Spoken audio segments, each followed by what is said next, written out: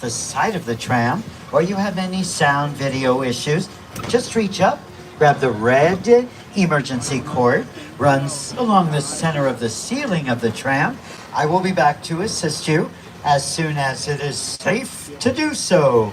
Otherwise, during the entire tour, please remain seated and keep your arms and legs inside the vehicle at all times. Our studio is private property. If at any time during the tour you drop your phone or you just cannot wait to use the restroom, for a couple examples, pull the red cord, remain seated. Please no smoking of any kind during the tour. Be prepared. Our tour today features loud noises, sudden tram movements. Please hold on to your belongings. We will experience fire effects and many water effects. Have your cameras out for great photos, but keep an eye on the cameras so they do not get wet.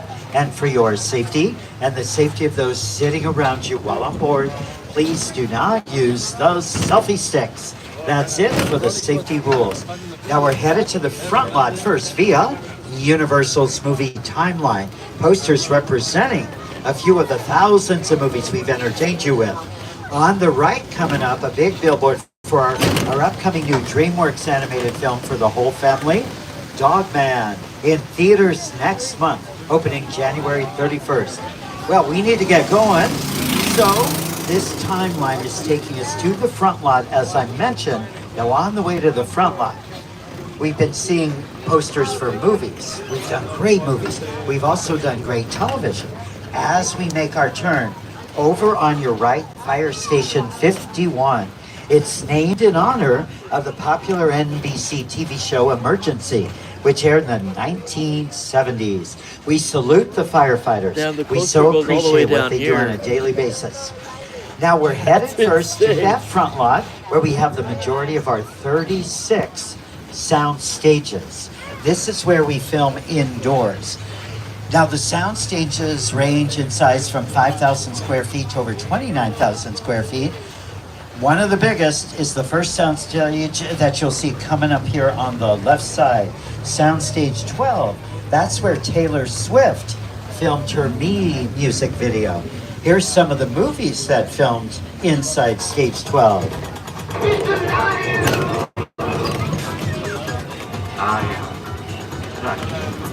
hello to my little friend.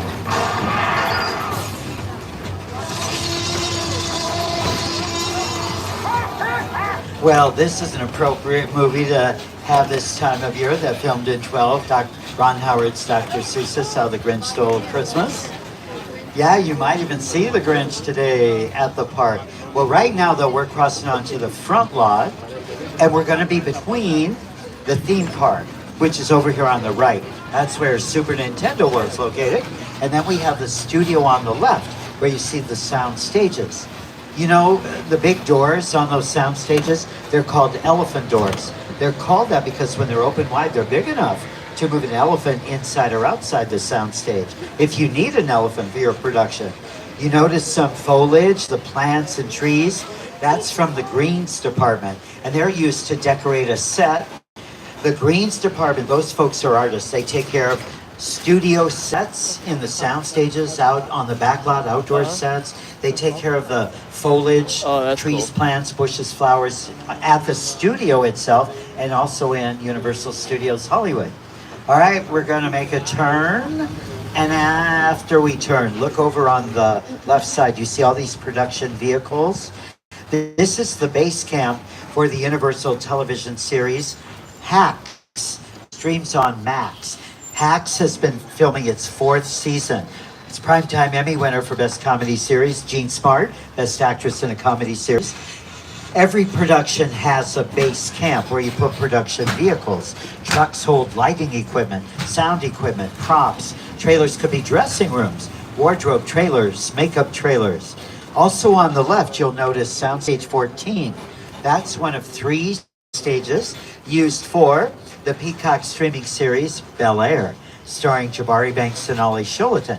The 3rd season of Bel Air is streaming on Peacock. The show just got picked up for a 4th and final season. So they'll be starting to film that 4th season very soon. We do have more sound stages, but this time they're going to be coming up on your right-hand side. We're going to go by stages that'll be close to us: 16, 17, 18, and 19. 16 and 17 were used for another Peacock streaming series, Boats, based on a true story, starring Kaylee Cuoco and Chris Messina. Second season of Boats is now streaming on Peacock. Now you notice they've got signs by the parking spaces by 16 say Loot. That's another TV series that's going to be using Soundstage 16. Well, we got sound stages 18, 19 coming up. 18, 19 were used for the new Ted Danson Netflix series, A Man Behind the Scenes, which is from Universal Television. By the way, stage 19, we used to film a scene for our Academy Award-winning Best Picture of the Year, Oppenheimer.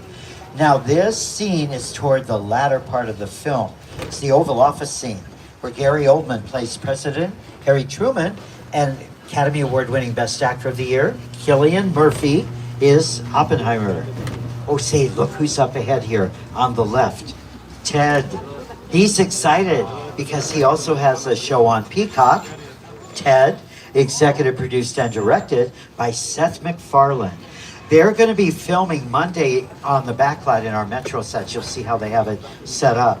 Now, on the left behind Ted, production bungalows. Among them, Mark Platt Productions, who have brought us Wicked to the movie theaters, here with a very special message. The director of the film Wicked, John M. Chu. Hey, Studio Tour. You're seeing a lot of behind-the-scenes movie-making magic today, showing you up close how filmmakers, like me, bring our dreams to the big screen. After your tour, the magic of Wicked continues at Universal Studios Hollywood, where you can experience photo ops, props, and costumes from the film, and fun bites and drinks from Shiz and Emerald City. But first, here's a little Wicked. Come with me to meet the wizard. I'm gonna tell something. This is your moment. I'm coming. I think that's to see. It sure does. You're good. Very good. Wicked, rated PG. Wicked now in theaters, including our very own Universal Cinema on City Walk. Oh, folks, coming up on your left-hand side, coming up on the left, very famous bungalow, Bungalow 5195, left side. Many years ago, used by the great director Alfred Hitchcock, the master of suspense. He directed classic movies like Psycho. He loved to put himself in his movies. Take a look on your screens. See if you spot him in these cameos from various films he directed. Well, the very last soundstage that we have here are 26 and 25's next to it. On your left, you see this complex. Stage 25 is left side in the back, used for the Peacock, for the NBC comedy Lopez versus Lopez, starring George Lopez and his real-life daughter Mayan Lopez. That show's in a third season airing Friday nights. In the back of the complex on the right side, we have Soundstage 26, used for the new hit NBC comedy, St. Denis Medical, which airs Tuesday night with David Allen Greer, Wendy McClendon Covey, and Allison Tolman. Say, this Tuesday, St. Denis Medical has their Christmas episode. Now, we cross the imaginary line from the front lot over on the left side to the back lot on the right side. On the right, the Metropolitan sets.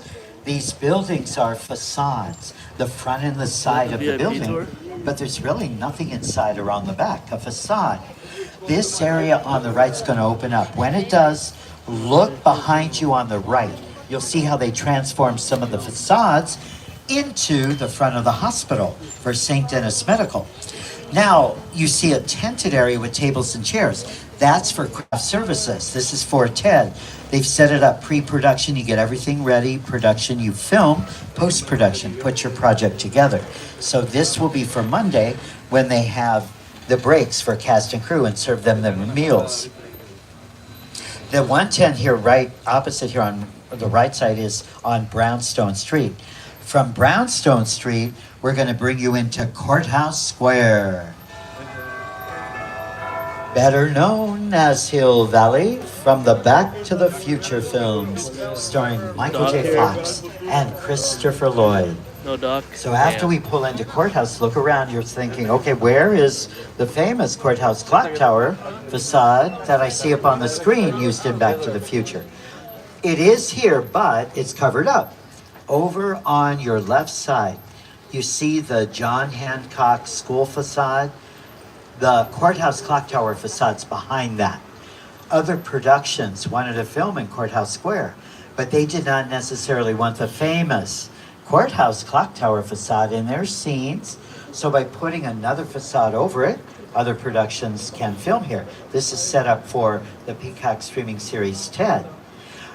This area, Courthouse Square, was used for the classic Universal film To Kill a Mockingbird with Gregory Peck. Here's some of the other movies that used Courthouse Square for filming.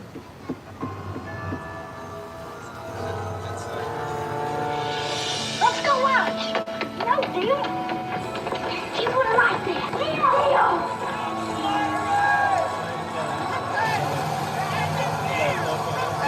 Oh yeah. Now, Back to the Future is going to be part of our brand new Universal Fan Fest nights. So you'll have to plan to come back this April to celebrate the best of sci-fi, fantasy, gaming, anime at the all-new Universal Fan Fest nights. Experience your favorite franchises every event night, all in one place. To find out more, visit universalstudioshollywood.com. Now, we just turned from Courthouse Square onto New York Street. Well, I'm going to have our co-host, Jimmy Fallon, tell you about New York. Hey everyone, welcome to New York. I got my start right here in New York on Saturday Night Live. This is actually my old neighborhood. I once got mugged over there by an old woman, tough lady. This is my favorite hot dog guy. Hey buddy, how's it going? Remember me? No. Just like old times. Gotta love New York City. Hey, I'm walking here. Hey, it's cool, guys. I was just walking there. So it's not exactly New York, but a lot of times when you see New York in the movies, it was shot right here on the Universal Metro sets. If you can make it here, you can make it anywhere. Even if you make it here on the Universal lot. Why, thank you, Jimmy. Now, this street is very long, New York Street's where we filmed NBC's American Ninja Warrior, setting up all the obstacles for the contestants on New York Street. Right where our tram is where the new streaming series Interior Chinatown. It's on I gotta Hulu, watch that. and it's from 20th Television filmed. When they filmed here, boy, they really transformed the area into Chinatown. So we keep the sets playing again, so when the productions move in, they'll just make the sets look like any city, country, time period, also any season of the year that is needed for the project. When you're working with a big project like NBC's American Ninja Warrior, when you're filming, you're going to pretty much use the entire Metropolitan set area. But for another project, you might just need one small alleyway or one small corner for your scene. For example, opposite our first car here, on the corner, see that set of stairs going up to the facade? That might be all you need when you're filming your scene. So you don't always need the entire set area. Over the years, though, a lot of productions have made the Metro sets look like New York City. Now, New York City plays a very important role in the story of King Kong. Starts out New York City, 1930s. We are headed up to King Kong 360 3D. You do not need to wear your glasses yet, but please have the glasses ready. Please hold on to all your personal belongings. Please remain seated at all times. Now, I'm going to show you as we make the turn here, you're going to see something else that's pretty cool. We used to have, some things are retired now, but as we turn, look over here on the left side, you see the bridge, and there's a train engine on it. That's the classic collapsing bridge that we used to have with the studio tour. It doesn't happen anymore because they've retired it. And then the train that engine used to be on Denver Street, one of our great western areas, but they've remodeled Denver Street, so they moved the train to the bridge. When it was on Denver Street, it used to hurl toward the tram, but come to a stop before it did. So that can be something fun to experience. But we still have other things for you to experience, like King Kong 360 3D. So here is the director of the 2005 film version, Peter Jackson. He's going to tell you what inspired him to become a movie director. It's the original King Kong that made me want to direct movies. I saw that movie on TV when I was about 8 or 9 years old, and I wanted to become a filmmaker.